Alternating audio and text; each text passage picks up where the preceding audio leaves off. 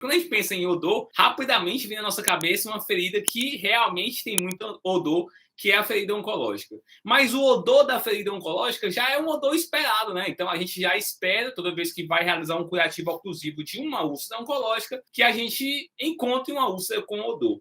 Eu me lembro perfeitamente, no tempo que eu trabalhava no hospital aqui, na capital que eu resido, ele é um hospital oncológico, ainda hoje é um hospital oncológico, e eu me lembro, quando eu fazia parte do grupo de estudo e curativos do hospital, que quando eu ia avaliar uma ferida de um paciente com aquela lesão oncológica, cara, eu me lembro que era inúmeros equipamentos de proteção individual, mas, cara, poderia botar 10, 15, 20 máscaras aqui em cima. Não tinha como, meu amigo. É odor.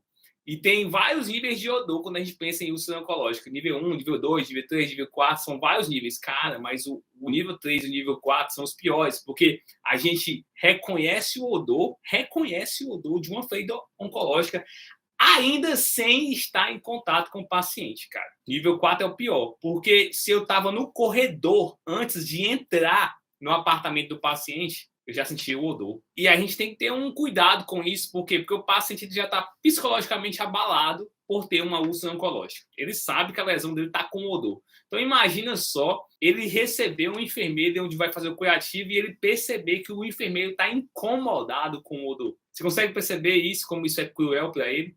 Porque ele sabe, cara, ele está sentindo. Entre aspas, ele já até se acostumou, entre aspas, com aquele odor, né? Não tem como se acostumar com o odor, obviamente. Mas ele, entre aspas, já se acostumou, diferentemente da gente que chega e tem aquele contato com ele, né? Então, quando a gente abre a ferida, meu amigo, o odor aumenta muito, muito mesmo. Então, tinha lesões oncológicas na mama, por exemplo, que eram enormes, né? E aí, para fazer o curativo, era bem complicado mesmo. E a gente tinha uma estratégia muito legal, que era iniciava o curativo com um enfermeiro e finalizava com outro, né? Então, eu abria o curativo, realizava toda a limpeza, ok, da ferida, e na hora de realizar o fechamento da cobertura, colocar a cobertura e tal, e fechar, chegava uma outra enfermeira e me substituía.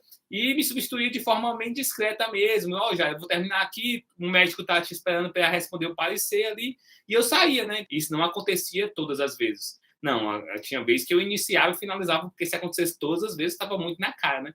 Que essa mudança aí acontecia por causa disso. Mas a gente fez isso várias vezes e isso realmente salvou. Eu tinha a impressão que o odor tinha impregnado em mim. Mas não, é porque eu realmente tive um contato por muito tempo com a ferida. Então, a gente primeiramente tem que saber reconhecer o odor na mente do paciente. Antes de você querer tratar o odor e reconhecer o odor na ferida, entenda que aquele odor ali está em uma pessoa. E não existe uma pessoa que gosta de ficar com odor, meu amigo, fedendo, como diz aqui no Nordeste. Não tem como. As pessoas se incomodam. A pessoa que está com o odor se incomoda e a pessoa que está do lado dessa pessoa também se incomoda. Então, a gente tem que reconhecer, na verdade, que existe o odor em uma pessoa. E aquela pessoa, ela não quer conviver com aquele odor. Então, um dos nossos principais cuidados com esse paciente é explicar o motivo daquele odor. Para ele entender que aquele odor é por causa de uma necrose, para ele entender que aquele odor é por causa de um esfacelo, para ele entender que aquele odor é por causa de uma exudação, e o que é uma exudação, moderada máxima, ele tem que explicar para ele que aquele odor é da exudação, que aquele odor é do biofilme que está presente, explicar para ele. Então, eu vou ter que explicar ao paciente o que é um biofilme? Sim, explicar ao paciente o que é o biofilme. Monstro, eu percebi na minha vida, mesmo profissional, nesses 10 anos aí, percorrendo e tratando feridas, eu percebi que quanto mais eu explico e mais detalhes eu dou ao paciente, mais ele me respeita. Quanto mais eu explico e mais detalhes eu dou ao paciente, mais ele me respeita. Entendam que, eu sempre falo isso, a primeira coisa que comunica você ao paciente, a primeira coisa que comunica você ao paciente é a sua imagem. Então, quando eu chego, imagina isso, se o marido de vocês está vendo vocês assistirem uma live comigo, ele não me conhece, e ele vê eu vestido assim, automaticamente ele já respeita e ele já tem esse cara, sabe de alguma coisa. Por quê? Porque a comunicação não verbal, da imagem, do posicionamento, ele já vende por si só. Ele já vende a gente. No entanto, ele só vende a gente pelos primeiros 5 minutos. Depois dos primeiros 5 minutos, meu amigo, o que fica é o conhecimento. Então, quanto mais você vomitar conhecimento numa linguagem que a família entenda, cara, vai dar muito bom.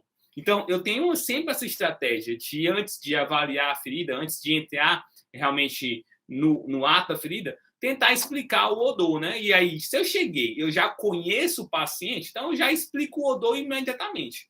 Agora, se eu cheguei e não conheço o paciente, eu digo, olha, o odor existe por vários motivos. Aí eu começo a explicar que o odor pode ser por meio da necrose, o que é uma necrose, por meio do esfacelo, o que é o esfacelo, por meio de uma exudação moderada máxima, e o que é a exudação moderada máxima. O odor pode ser a impregnação do exudato na cobertura secundária, que não se remove, o povo deixa lá a cobertura secundária, que é para ser seca, deixa lá a cobertura secundária úmida, cheia de exudato, ninguém remove. O odor está presente naquilo dali também. Aí eu digo, o odor também pode ser presente por uma infecção, uma infecção tópica na ferida. E aí eu explico como é que eu vou reconhecer uma infecção. Professor, a família vai entender, ela vai entender e ela quer entender.